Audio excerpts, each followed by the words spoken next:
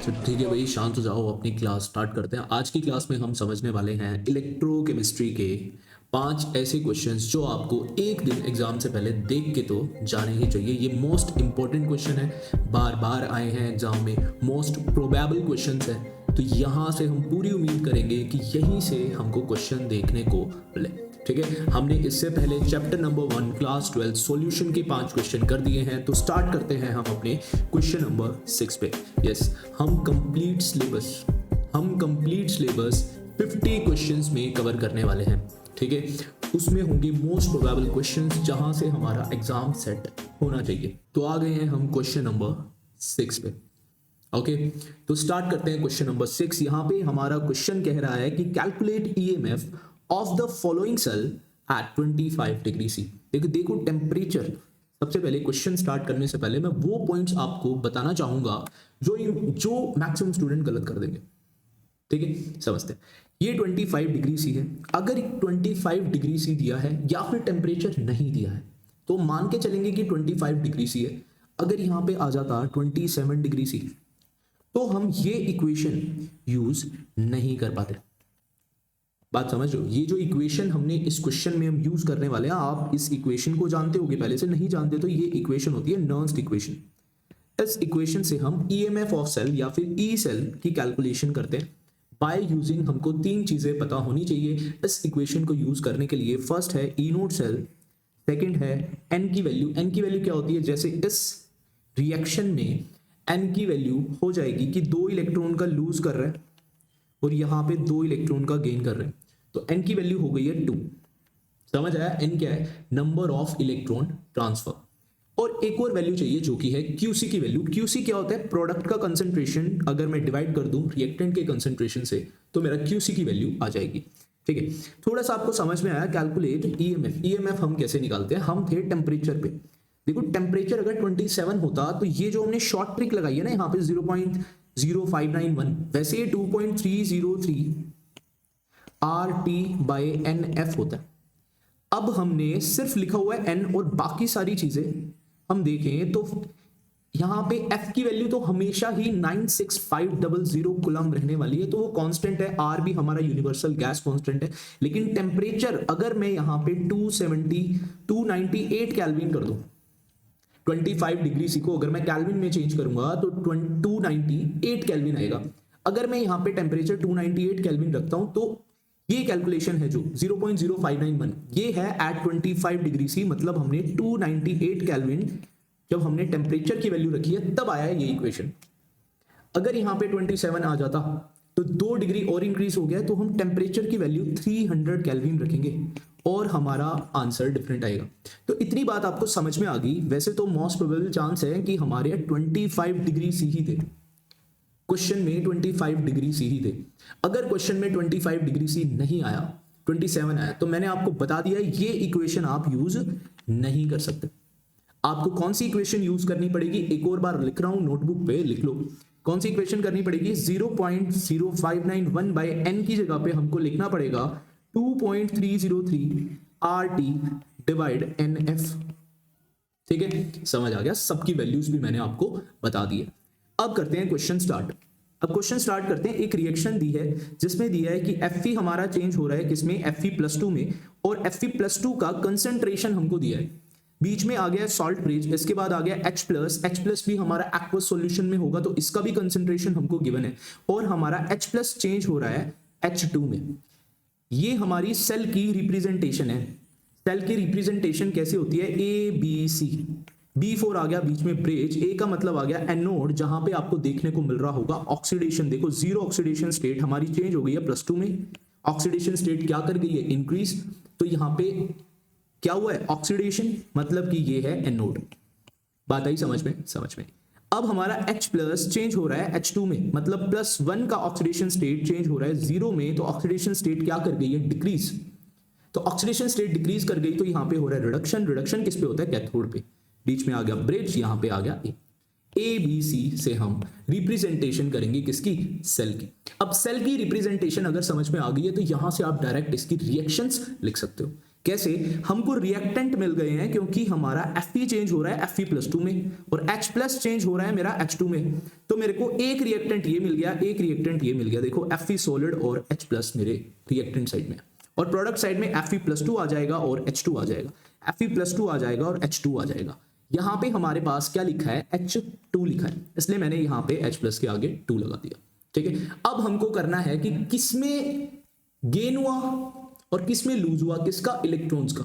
देखो यहाँ पे 0 ऑक्सीडेशन स्टेट में होगा, यहाँ पे +2 की ऑक्सीडेशन स्टेट होगी। अब मेरे को करना है लेफ्ट माइनस राइट। लेफ्ट में है ऑक्सीडेशन स्टेट 0 माइनस +2, आंसर क्या आ जाएगा? -2। तो मैंने यहां लिखा -2 और आगे लगा दिया E। E का मतलब क्या है? इलेक्ट्रॉन। माइनस का मतलब है लूज। लूज ऑफ इलेक्ट्रॉन्स का मतलब क्या होता है? ऑक्सीडेशन। अगर यहाँ पे देखूं तो +1 आ गया है और यहाँ पे देखूं मैं 0 आ गया है। लेफ्ट माइनस राइट लगाऊंगा तो आंसर आना चाहिए 1 - 0, मतलब कि +1। लेकिन हमने निकाला है एक हाइड्रोजन पे चार्ज, +1 होगा। यहाँ पे 2 हाइड्रोजन है, तो जो आंसर आएगा उसको भी मैं 2 से मल्टीप्लाई कर दूंगा, तो आंसर मेरा क्या आ जाएगा? +2। +2 आगे लगा दिया मैंने इलेक्ट्रॉन। प्लस का मतलब gain of electrons. Gain of electrons का मतलब क्या हो जाएगा? रिडक्शन। बहुत सिंपल है। अब देखो, अगर इतना काम आपने कर लिया, रिएक्शन का काम खत्म। इसके बाद हम क्वेश्चन रीड करते हैं किस तरीके से हमको आगे सोल्व करना है। आगे हमको E0 of half sales given है। E0 ऑफ हाफ सेल्स हमको गिवन है। +2 से जा रहा है 0 में और ये +1 से जा रहा है 0 में, मतलब दोनों के हमको रिडक्शन की वैल्यू दी है। लेकिन हमको पता है रियलिटी में रिडक्शन इनमें से एक ही कर रहा है। एक कर रहा है ऑक्सीडेशन जो कि है Fe, और एक कर रहा है रिडक्शन जो कि है H+। अब देखो H+ का तो सही में रिडक्शन है, तो रिडक्शन की वैल्यू वैसे भी 0 है। अगर ऑक्सीडेशन हो रही होती यहां पे तो भी हाइड्रोजन के लिए तो वैल्यू 0 ही आती।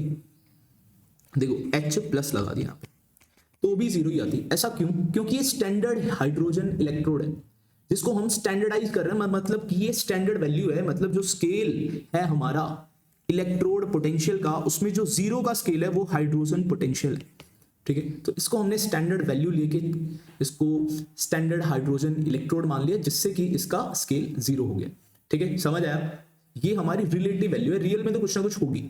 हम जो स्केल ले रहे हैं उस स्केल पे हाइड्रोजन की इलेक्ट्रोड पोटेंशियल की वैल्यू 0 है, और जो इससे ज्यादा है उनका पॉजिटिव है, और जो इनसे कम है उनका नेगेटिव इलेक्ट्रोड पोटेंशियल है। समझ आया? समझ आया। तो इसके लिए तो बात चाहे रिडक्शन की हो या बात ऑक्सीडेशन की हो, दोनों के ही पोटेंशियल क्या आ जाएंगे? 0।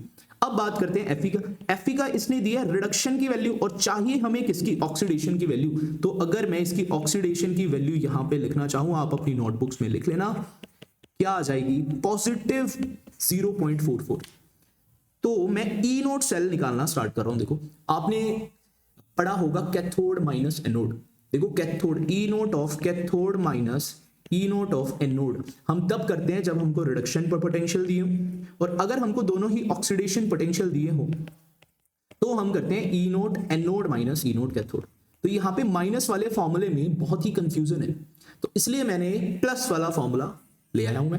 तो प्लस वाला फॉर्मूला कुछ है E0 of oxidation plus E0 of reduction. हमने चेक किया कि ऑक्सीडेशन किसका हो रहा है और रिडक्शन किसका हो रहा है, और मैंने ऑक्सीडेशन पोटेंशियल, लेकिन मेरे को तो दिया हुआ था रिडक्शन पोटेंशियल, हो रहा है इसका ऑक्सीडेशन, तो साइन जस्ट चेंज करना है। तो E0 ऑक्सीडेशन आ जाएगा +0.44, और E0 रिडक्शन के लिए स्टैंडर्ड हाइड्रोजन इलेक्ट्रोड है, उसका तो 0 ही आएगा। ऑक्सीडेशन के लिए कर लो या रिडक्शन के लिए कर लो, तो यहाँ पे हमारा E0 सेल की वैल्यू आ गई है +0.44 वोल्ट। और E0 सेल की वैल्यू आते ही हम यहाँ पे इस नर्स्ट इक्वेशन से E सेल मतलब EMF ऑफ सेल निकाल सकते हैं। कैसे?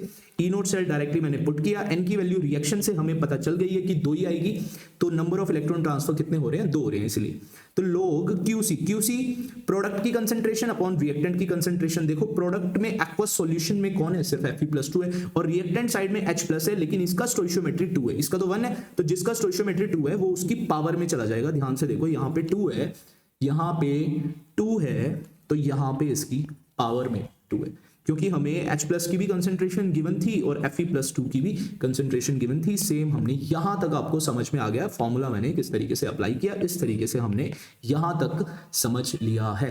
इसके बाद हमने जस्ट कैलकुलेशन करी है, तो लोग को सिंप्लीफाई, लोग की कैलकुलेशन थोड़ी सी आपको आनी चाहिए भाई। यहाँ पे लोग की कैलकुलेशन आपको थोड़ी सी आनी चाहिए। देखो लोग 1 होता है 0 और लोग 10 होता है 1, तो बीच वाले सभी लोग की वैल्यू 0 और 1 के बीच में होगी।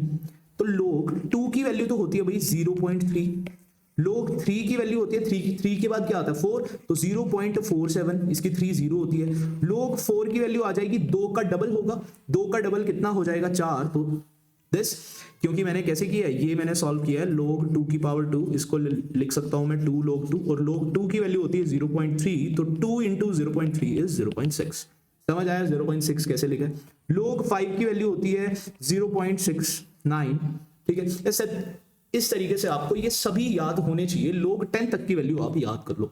log 9 तो मैं इस तरीके से कर दूंगा, देखो log 3 की पावर 2, तो 2 इंटू log 3 आ जाएगा। log 3 की वैल्यू मैंने लिखवाई है, तो इसको 2 इंटू करना है, तो क्या आ जाएगा 94। तो इस तरीके से आपको log की वैल्यूज तो थोड़ी सी आनी चाहिए। अगर log की वैल्यूज आती हैं तो देखो यहाँ पे तो हमारा log 10 ही हो रहा है, सब कुछ कट कटा के हमारा 10 आ जाएगा, और 10 की वैल्यू तो मैंने वैसे ही सिंपली आपको बता दी है। log 10 कितना होता है 1 होता है। आई होप इतना ही आसान क्वेश्चन आए जिसमें log 10 या log 1 की वैल्यू चाहिए हो, बाकी log 2 log 3 की वैल्यू होनी चाहिए यार। इसलिए कह रहा हूँ कई बार क्वेश्चन में इतनी सिंप्लीफाई जो log की वैल्यूज होती है वो हमें गिवन नहीं होती, ठीक है। तो आपको ये याद होनी चाहिए log 1 से लेके log 10 की वैल्यूज। ओके, log 10 मैंने पुट कर दिया और सिंपली मैंने आंसर निकाल दिया, कैलकुलेशन हो गई। इतना ही क्वेश्चन था, देखो इतना ही क्वेश्चन था। कैलकुलेट ईएमएफ हमने कैलकुलेट कर लिया बाय यूजिंग नर्स इक्वेशन, और मैंने आसपास की जितनी चीजें थी जिस तरीके से क्वेश्चन आ सकता है वो भी मैंने पॉइंट बता दिया। जैसे कि एक टेम्परेचर वाला पॉइंट था, हमेशा ये आंख बंद करके अप्लाई मत करना इक्वेशन। ओके, तो चलते हैं क्वेश्चन नंबर 2 पे, मतलब क्वेश्चन नंबर 7। देखो पहले 5 क्वेश्चन आपको आई बटन में मिल जाएंगे। पहले 5 क्वेश्चन हमने कर लिए हैं सॉल्यूशन के, अगर नहीं किए हैं तो जाके प्लीज उसे देख लो। Question number 7, conductivity of this, इसके आगे मोलर लिखा है। बहुत सारे स्टूडेंट होते हैं जिनको ना लैंग्वेज समझने में प्रॉब्लम होती है न्यूमेरिकल के, तो मैं थोड़ा सा अंदाजा दे रहा हूं। न्यूमेरिकल में हमेशा आप देखो यूनिट्स। अब देखो conductivity of this methanoic acid is this. अब बहुत सारे स्टूडेंट यहीं पे कंफ्यूजन हो जाएंगे, सर कंडक्टिविटी ये वाली वैल्यू है या ये वाली वैल्यू है। आप यूनिट्स देख लो। यूनिट्स में देख रहा हूं तो इसके आगे क्या लिखा है, कैपिटल एम। कैपिटल एम का मतलब क्या होता है, मोलर। मोलर किसकी यूनिट होती है, कंसंट्रेशन की। तो यहां पे हमें कंसंट्रेशन की वैल्यू कितनी दी है, 2.5 into 10 to the power -4 molar. लिख लिया। इसके बाद कंडक्टिविटी इज दिस, तो ये कंडक्टिविटी की साइमन सेंटीमीटर इनवर्स। तो मैंने कंडक्टिविटी किसको बोलते हैं भाई, कापा को बोलते हैं, तो ये होता है भाई कापा, ठीक है। ओके, तो देखो कंडक्टिविटी हमको निकालना क्या है, 2 चीजें तो हमें दी है, और निकालना क्या है, कैलकुलेट इट्स मोलर कंडक्टिविटी, मतलब डेल्टा एम हमको निकालना है, एंड डिग्री ऑफ डिसोसिएशन मतलब कि अल्फा हमें निकालना है। न्यूमेरिकल की अप्रोच मैंने लास्ट लेक्चर में आपको बताई थी। हमको बस इतना पता होना चाहिए कि गिवन क्या है, 2 चीजें, निकालना क्या है लैम्डा एम और अल्फा, और उनके बीच में रिलेशन, मतलब जो निकालना है उसका फॉर्मूला आपको पता होना चाहिए। तो फॉर्मूला हो जाएगा लैम्डा एम के लिए कापा बाय सी इन 2000। सिंपल, वैल्यूज जस्ट मैंने पुट करी है और आंसर मेरा आ गया। अब आंसर निकालने के लिए देखो Simon centimetre square mole inverse में हमारा आंसर आएगा। थोड़ी सी यूनिट्स आपको ध्यान में रखनी है। तो देखो मैं थोड़ा सा आपको समझाने की कोशिश करता हूं यूनिट कैसे आई है। कई स्टूडेंट को समझ नहीं आता कि Simon centimetre square mole inverse, sir इतनी डिफिकल्ट यूनिट हम याद कैसे रखेंगे। बात बिल्कुल सही है। देखो ऊपर क्या लिखा है कापा, नीचे क्या लिखा है सी। कापा की यूनिट क्या है भाई, साइमन सेंटीमीटर इनवर्स, ये तो हमारे क्वेश्चन में ही दी है। और कंसंट्रेशन की यूनिट क्या होती है, मोलर। मोलर का भी पता है हमें, मोल पर लीटर। अब देखो साइमन भी यहाँ पे है, सेंटीमीटर भी यहाँ पे है, मोल भी यहाँ पे है। साइमन भी यहाँ पे है, सेंटीमीटर भी यहाँ पे, मोल भी यहाँ पे। ये लीटर कहाँ गया सर। अगर हम नॉर्मली देखते तो ये लीटर का समझ नहीं आ रहा, तो मैं लीटर को वॉल्यूम में चेंज कर सकता हूं, सेंटीमीटर में सेंटीमीटर क्यूब लिख सकता हूं इसकी जगह पे। तभी ये 1000 भी आया फॉर्मूले में ना, कापा बाय सी इंटू 1000। ये 1000 कैसे आया, जब हमने यूनिट लीटर को चेंज किया सेंटीमीटर क्यूब में, ठीक है। 1 लीटर में 1000 सेंटीमीटर क्यूब होते हैं, मतलब 1 लीटर में 1000 सेंटीमीटर क्यूब होते हैं, ठीक है। इस तरीके से यहाँ पे सेंटीमीटर क्यूब अगर आप लीटर की जगह पे रखोगे तो कट कटा के आपकी ये यूनिट आ जाएगी। बात समझ आई। इसके बाद है अल्फा। अल्फा का फॉर्मूला होता है lambda M by lambda naught. Lambda M की वैल्यू अभी हमने निकाली है। देखो डायरेक्ट यहां से लैम्डा एम की वैल्यू यूज कर दी 210, और लैम्डा नॉट की वैल्यूज के लिए हमको स्मॉल लैम्डास की वैल्यू दी है। आयनिक स्टेट में स्मॉल लैम्डास की वैल्यू दी है, तो हमको बनाना है मीथेनोइक एसिड। तो अगर मैं H+ और HCOO नेगेटिव को जोड़ दूं तो क्या मेरे को HCOOH नहीं मिल जाएगा? क्या मैं इसको मीथेनोइक एसिड नहीं बोल सकता? पहली बात तो ओइक है, क्योंकि COOH ग्रुप है, फंक्शनल ग्रुप है, तो मैं लिखूंगा ओइक एसिड। अब मैं देखूंगा कितने कार्बन है, एक ही कार्बन है, तो उसके लिए लिखूंगा मैं मीथेन, तो बन जाएगा मीथेनोइक एसिड। बात समझ आई? तो इन दोनों की ये स्मॉल लैम्डा की वैल्यू अगर मैं ऐड कर दूं तो मेरे पास कैपिटल लैम्डा नॉट m आ जाएगा, जिसकी वैल्यू कितनी आ जाएगी? 400। यस, 400। और इसके बाद मैं लैम्डा की वैल्यू निकाल लूंगा, जो कि आ जाएगी 0.52। ये हमारे फ्रैक्शन में आई है, तो अगर मैं परसेंटेज निकालना चाहता हूं तो मैं मल्टीप्लाई कर दूंगा इसको 100 से, जो कि मेरी आ जाएगी 52.5। यहां पे आप 5 और कर लो तो आपको समझ आ जाएगा। ठीक है, हमने दोनों चीजें निकाल ली। कैलकुलेटेड मोलर कंडक्टिविटी की वैल्यू हमने यहां से निकाल ली, और डिग्री ऑफ डिसोसिएशन हमने यहां पे कर लिया। समझ आया? समझ आया। चलते हैं अपने नेक्स्ट क्वेश्चन पे, पार्ट बी। क्वेश्चन नंबर 7 का ही पार्ट बी पढ़ रहे हैं। Predict the product of electrolysis in each of the following. देखो, इलेक्ट्रोलिसिस से सवाल आ गया। फर्स्ट हमको दिया है एक्वस और डाइल्यूट, मतलब दोनों में ही वाटर तो है ही। ठीक है, AgNO3 दिया है, यहां पे H2SO4 दिया है। AgNO3 with Ag electrode. यहां पे समझने की बात है, जिस मेटल का हमारे पास है इलेक्ट्रोलाइट, उसी मेटल की क्या दिए हमें? इलेक्ट्रोड। अगर ऐसा आ जाए तो उसी मेटल को ऑक्सीडाइज कर देना, उसी मेटल को रिड्यूस कर देना। मतलब देखो, यहां पे Ag का अगर मैं चार्ज निकालूं तो +1 आ जाएगा, -1 इस पे आ जाएगा। तो Ag प्लस एक बार तो एक इलेक्ट्रॉन गेन करके चला जाएगा Ag सॉलिड में, तो गेन ऑफ इलेक्ट्रॉन, रिडक्शन कहां होता है? कैथोड पे। अब ये चीज भी समझ नहीं आती तो याद रखो लोन, LOAN। L का मतलब होता है लेफ्ट साइड, O का मतलब होता है ऑक्सीडेशन, A का मतलब होता है एनोड, N का मतलब होता है नेगेटिव। ये हमारा काम करेगा फॉर इलेक्ट्रोकेमिकल सेल में।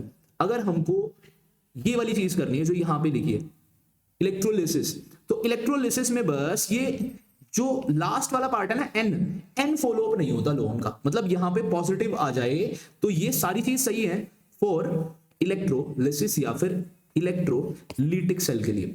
ठीक है, समझ आ गया? समझ आ गया होगा मेरे ख्याल से। ठीक है, नहीं भी आया कोई बात नहीं, यहां से याद कर लो। एनोड होगी ऑक्सीडेशन, और ऑक्सीडेशन के लिए रिडक्शन की जस्ट में रिवर्स रिएक्शन लिखूंगा तो आ जाएगी ऑक्सीडेशन की रिएक्शन। ठीक है, ठीक है। इसके बाद है second part, a dilute solution of H2SO4 with platinum electrode. Platinum की इसलिए करी क्योंकि H प्लस होगा यहाँ पे, ये इलेक्ट्रॉन गेन करके क्या बनेगा? H2, जो कि गैस होता है। यहाँ पे कोई भी सॉलिड मटेरियल प्रेजेंट नहीं है, तो हमने प्लैटिनम, जो कि एक कैसी इलेक्ट्रोड होती है? इनर्ट, जो कि रिएक्ट नहीं करती, रिएक्शन में पार्टिसिपेट नहीं करेगी। इसका मतलब क्या होता है? नॉन रिएक्टेबल, जो रिएक्ट ना करे। समझ आया? समझ आया। तो इतनी सी बात हमें समझ में आ गई। प्लैटिनम इलेक्ट्रोड हमने यूज करी है। डाइल्यूट यहां पे भी है तो वाटर होगा, वाटर के अंदर कौन कौन होंगे? H प्लस और OH नेगेटिव। तो यहां पे कैथोड पे तो चला जाता है पॉजिटिव वाला H प्लस, जो कि गेन इलेक्ट्रॉन करके बना देता है H2 गैस, और OH नेगेटिव चला जाता है ऑक्सीडेशन पे, जो कि लूज करके इलेक्ट्रॉन्स बना देता है O2 गैस। बात समझ आई? हमको न्यूट्रलिटी की तरफ जाना होता है केमिस्ट्री में। देखो, H प्लस के पास कैसा चार्ज है? पॉजिटिव। अगर इसको न्यूट्रल होना है तो इसको गेन करना पड़ेगा, तब जाके ये न्यूट्रल होगा। अब देखो, OH नेगेटिव को भी न्यूट्रलिटी की तरफ जाने के लिए ये जो एक्स्ट्रा इसके ऊपर नेगेटिव चार्ज में ये इलेक्ट्रॉन्स हैं, इनको क्या करना पड़ेगा? लूज करना पड़ेगा, तब जाके ये न्यूट्रलिटी की तरफ जाएगा। तो OH नेगेटिव ने तो क्या कर दिए? लूज कर दिए इलेक्ट्रॉन, O2 गैस में आ गया, और H प्लस ने क्या किए? गेन किए इलेक्ट्रॉन्स, तो जाके ये H2 गैस में आया। तो दोनों की इलेक्ट्रोलिसिस आपको समझ में आ गई और याद भी हो गई होगी। इसके बाद चलते हैं नेक्स्ट क्वेश्चन पे। क्वेश्चन नंबर 8 का ए पार्ट है, गिवन स्टैंडर्ड इलेक्ट्रोड पोटेंशियल। बहुत ही इंपॉर्टेंट क्वेश्चन है, बार बार ये क्वेश्चन हमारे CBSE कोई भी बोर्ड हो उसमें बार बार आया, नीट में आया, JEE में आया। बहुत ही मोस्ट इंपॉर्टेंट कंसेप्ट है, तो प्लीज समझ लो। देखो, arrange these metals increasing order of their reducing power. अब देखो, रिड्यूसिंग पावर पूछी है और हमको गिवन क्या है? Standard electrode potential. अब स्टैंडर्ड इलेक्ट्रोड पोटेंशियल ये किसके दिए हैं? ऑक्सीडेशन के दिए हैं, रिडक्शन के दिए हैं, वो हमें यहां से समझ में आ रहा है। K प्लस हमारा चेंज हो रहा है K में, K प्लस हमारा चेंज हो रहा है K में, तो ये पॉजिटिव से जा रहा है जीरो में, मतलब ये दिया है रिडक्शन। क्या सभी के रिडक्शन ही दिए? यस, हमने सबके चेक किए, प्लस से जीरो, प्लस से जीरो, प्लस से जीरो, तो सबके रिडक्शन पोटेंशियल दिए। अगर मेरे को रिडक्शन पोटेंशियल और रिड्यूसिंग पावर में रिलेशन पता चल जाए, जो कि आपकी स्क्रीन पे लिखा हुआ है, रिडक्शन पोटेंशियल इज, कैसा रिलेशन दिखा रहा है? इनवर्सली प्रोपोर्शनल का रिड्यूसिंग पावर के साथ। तो पहले हम क्या कर देंगे, रिड्यूसिंग पोटेंशियल का अगर मैं ऑर्डर पूछूं तो सबसे ज्यादा किसका?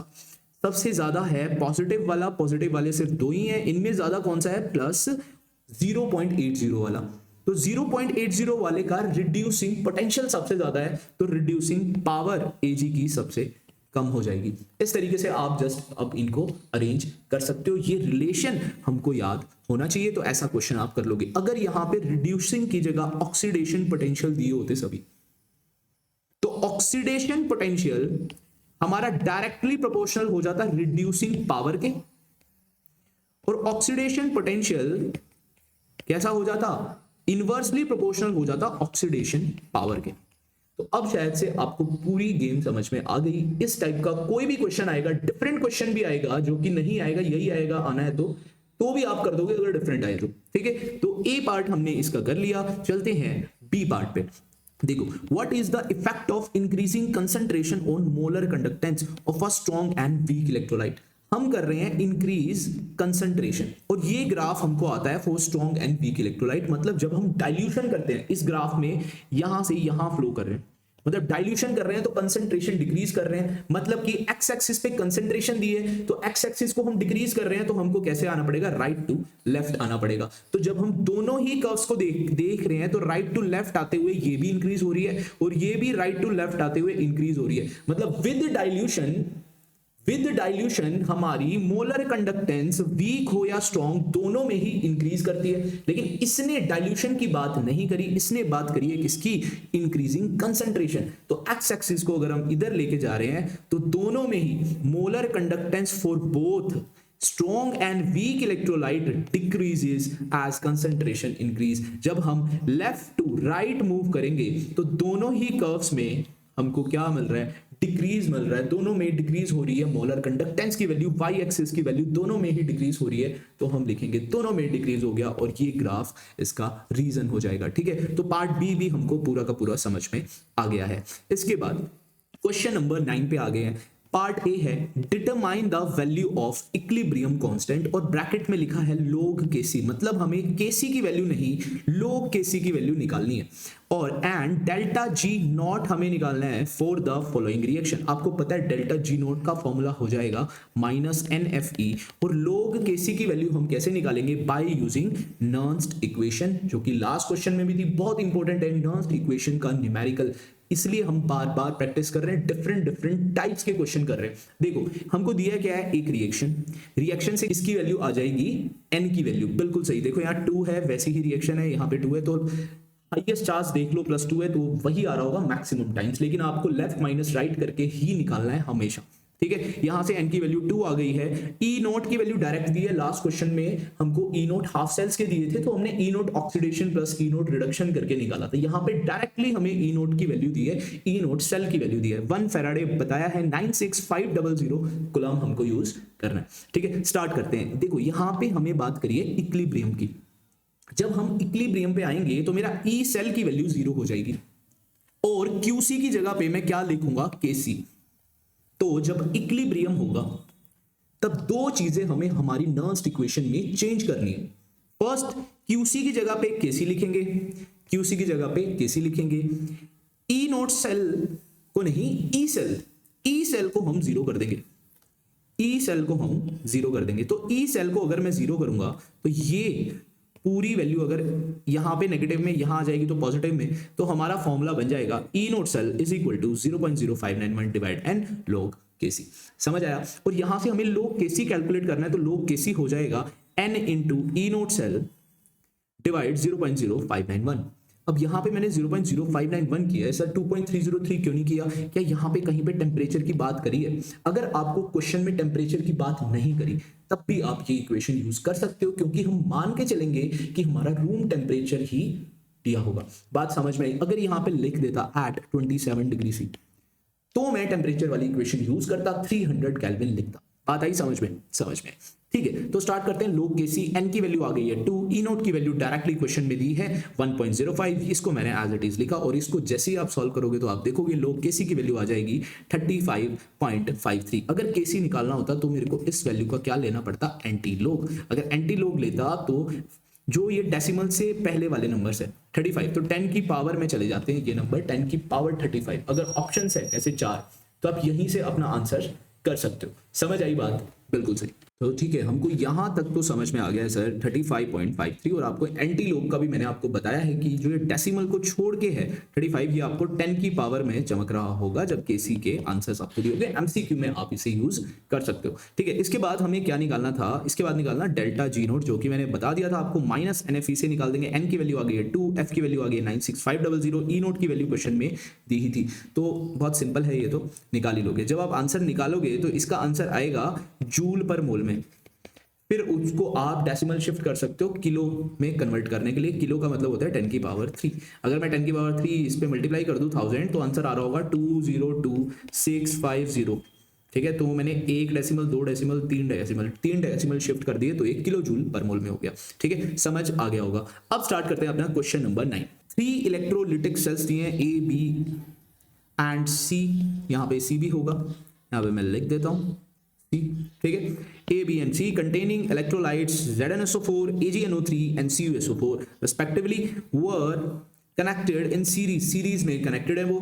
A steady current of this मतलब ये बहुत सब कुछ दिया है ना, इतना बड़ा क्वेश्चन कैसे पढ़े, इतना सब समझने का अभी टाइम भी नहीं है ना, एक दिन पहले हम कर रहे हैं सर, प्लीज बोर मत करो। चलो ठीक है, हम देखो यहाँ पे दिया गया हमें स्टडी, एक तो दिया हमें करंट की वैल्यू, और एक हमें दिया है मास डिपॉजिट किसका, Ag का, वर्ड deposit at cathode of cell B. ठीक है, हाउ लॉन्ग, पहली चीज हमसे पूछिए टाइम निकालना है। How long did the current flow, what mass of copper and zinc, और कॉपर एंड जिंक का जो ये मास डिपॉजिट हमें Ag का तो दिया हुआ है, हमें कॉपर और जिंक के लिए मास डिपॉजिट निकालना है। ठीक है, समझ आ गया। 3 हमें दिए हैं, 1 का मास डिपॉजिट दिया है, 2 का हमें निकालना है। ठीक है, स्टार्ट करते हैं क्वेश्चन करना। देखो 3 दिए, यहाँ पे हम इसके चार्ज देखें, अगर Zn के ऊपर आ रहा होगा +2, SO4 के ऊपर आ रहा होगा -2, Ag के ऊपर आ रहा होगा +1, NO3 के ऊपर आ रहा होगा -1, Cu के ऊपर आ रहा होगा +2, SO4 के ऊपर -2, तो यहां से निकलेगा जिंक +2, Ag +1, कॉपर +2, मतलब Ag के ऊपर +1 है, बाकी दोनों के ऊपर +2 है। आंसर करना स्टार्ट करते हैं। देखो मास ऑफ Ag डिपॉजिटेड दिया हुआ है, करंट की वैल्यू दी हुई है, एक तो हमें टाइम निकालना है, एक हमें मास ऑफ कॉपर डिपॉजिट और मास ऑफ जिंक डिपॉजिट निकालना। ठीक है, पूरी सारा क्वेश्चन को एनालाइज करके मैंने ये चीजें लिख ली है, आपको समझ आ रहा होगा। इसके बाद देखो Ag प्लस आयन था, जिंक +2 आयन था, कॉपर +2 आयन था। अब Ag प्लस को तो 1 इलेक्ट्रॉन गेन करना पड़ेगा अपने Ag सॉलिड में कन्वर्ट करने के लिए, जिंक को 2 इलेक्ट्रॉन और कॉपर को भी 2। ठीक है, चार्ज से समझ आ रहा है, हमको न्यूट्रलाइज करना है। इलेक्ट्रॉन के ऊपर नेगेटिव चार्ज होता है, इसके ऊपर प्लस चार्ज है, तो 1 इलेक्ट्रॉन इसमें ऐड कर दूंगा तो ये न्यूट्रल हो जाएगा। इसमें +2 है तो 2 इलेक्ट्रॉन ऐड करने पड़ेंगे, क्योंकि 1 इलेक्ट्रॉन पे नेगेटिव 1 होता है, तो 2 इलेक्ट्रॉन पे -2, तो इसको न्यूट्रलाइज कर दिया। ठीक है, न्यूट्रलाइज आपने तीनों को कर दिया। अब जब हमारे पास नंबर ऑफ इलेक्ट्रॉन की वैल्यू आ गई है, मतलब हमारे पास एन फैक्टर की वैल्यू आ गई है, तो हम किसकी वैल्यू निकाल सकते हैं, चार्ज की। चार्ज की वैल्यू हो जाएगी NF। ठीक है, F का मतलब है फैराडे, मतलब जिसके अंदर 1 इलेक्ट्रॉन ट्रांसफर हुआ उसमें तो चार्ज आ गया 1 फैराडे, जिसमें 2 इलेक्ट्रॉन ट्रांसफर हुए उसका चार्ज आ गया 2 फैराडे। समझ आया? अब ये 1 फैराडे 2 फैराडे 2 फैराडे कब होगा, जब इसके मॉलिक्यूलर मास के इक्वल होगा। अगर इतना चार्ज आ रहा है तो हमारा मास डिपॉजिट कितना होगा, जितना इसका मॉलिक्यूलर मास होता है। Ag का तो हम सबको पता ही होता है, सिल्वर का 108, और जिंक और कॉपर के तो यहाँ पे सवाल में भी दिए हैं, देखो 63.5U 65.3U, तो मैंने ये एज इट इज यूज कर लिया।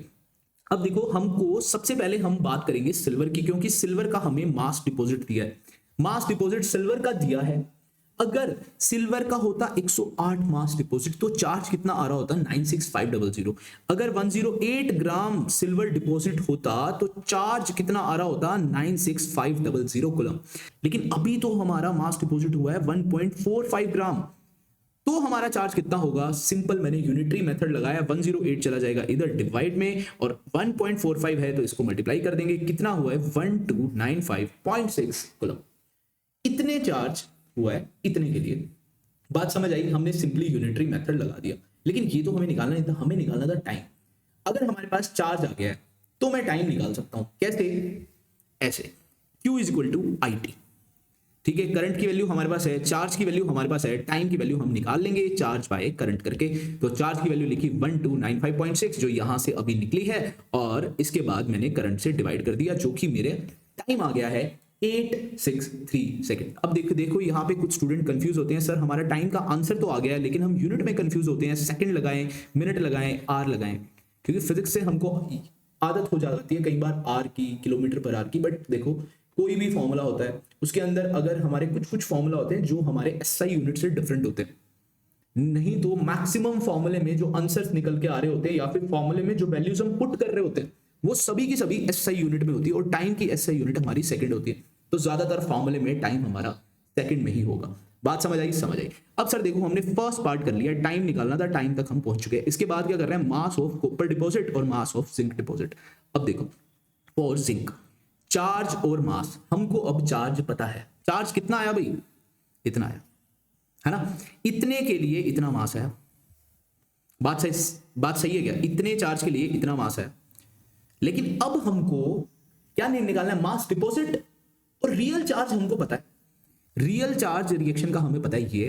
तो रियल चार्ज के लिए कितना मास डिपॉजिट आएगा, डिवाइड में जाएंगे 2 × 96500 और ये आ जाएगा मल्टीप्लाई में, और इसका आंसर आ जाएगा 0.438 ग्राम हमारा जिंक हो रहा होगा। और सेम हम कॉपर के लिए कर देंगे। अब की बार चार्ज 2 फैराडे के लिए कितना होता, जितना इसका मॉलिक्यूलर मास है, और इतने के लिए कितना होगा, यूनिटरी मेथड हमने सिंपली लगा दिया 0.426 ग्राम। तो दोनों का आंसर आ गया है, टाइम का भी आंसर आ गया है। पूरा क्वेश्चन हमने क्वेश्चन नंबर 9 का बी पार्ट हमने कर दिया। न्यूमेरिकल था, थोड़ा सा डिफिकल्ट कह सकते हैं, लेकिन इतना ज्यादा डिफिकल्ट नहीं। अगर आपने सही से स्टेप बाय स्टेप समझ लिया है तो आप कर दोगे। ओके चलते हैं आगे भाई, क्वेश्चन नंबर 10 लास्ट क्वेश्चन है हमारा, इस चैप्टर का लास्ट क्वेश्चन है। इसके बाद आ रहा होगा काइनेटिक्स के 5 क्वेश्चन। ठीक है, काइनेटिक्स के बेस्ट 5 क्वेश्चन जो बार बार रिपीट होते हैं, मोस्ट प्रोबेबल क्वेश्चन की सीरीज है। हम टोटल 50 क्वेश्चंस में इस पूरे क्लास 12 की केमिस्ट्री को खत्म कर देंगे। ठीक है, देखो क्वेश्चन नंबर 10 का A part, what are fuel cell, fuel cells क्या होते हैं, एक्सप्लेन द रिएक्शंस हमको एक्सप्लेन करनी है, H2 और O2 फ्यूल सेल। अब देखो एक और क्वेश्चन बनता है, हाइड्रोजन की जगह पे कोई और यूज कर सकते हैं और उसमें उससे भी फ्यूल सेल आ जाए। फ्यूल सेल के अंदर हाइड्रोजन के प्लेस पे और क्या यूज कर सकते हैं, ये क्वेश्चन है आपका 14th क्वेश्चन। ठीक है, हाँ इंटेक्स क्वेश्चन है, एनसीईआरटी का सवाल है, वहां से जाके आप देख सकते हो।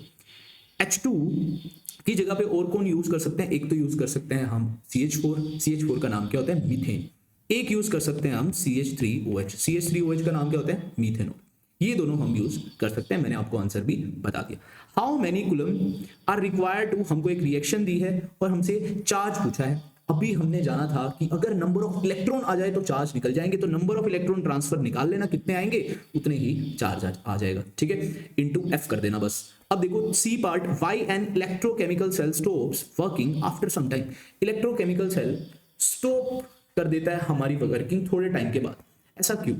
देखो इलेक्ट्रोकेमिकल सेल अगर हम देखें, लोन से लेफ्ट साइड पे होती है एक इलेक्ट्रोड, राइट साइड पे होती है एक इलेक्ट्रोड, और यहां से हमारा करंट फ्लो हो रहा होता है, यहां से E4 यहां से हमारा फ्लो हो रहा होता है। अब देखो अगर फ्लो होने के लिए एनोड के पास कोई इलेक्ट्रॉन ना बचे तो सेल स्टॉप हो जाएगा।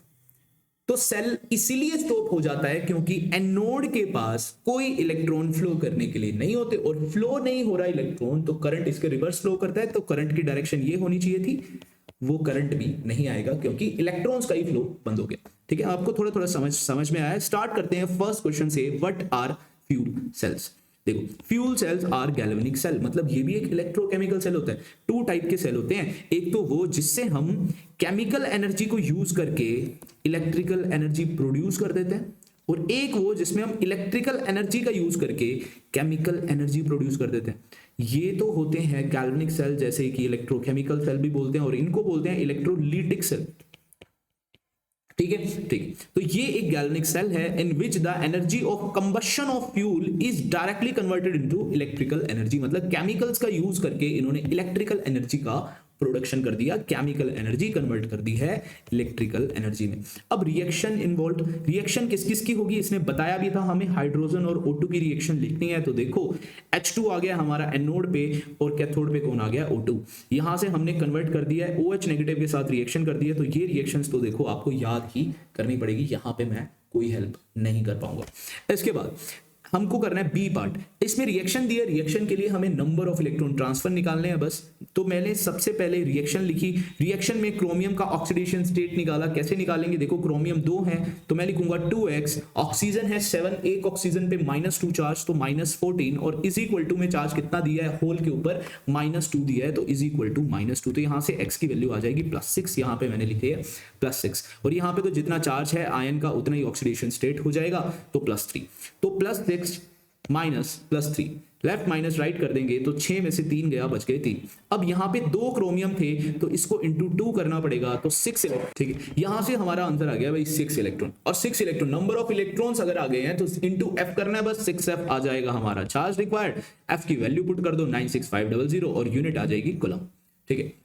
पार्ट बी खत्म।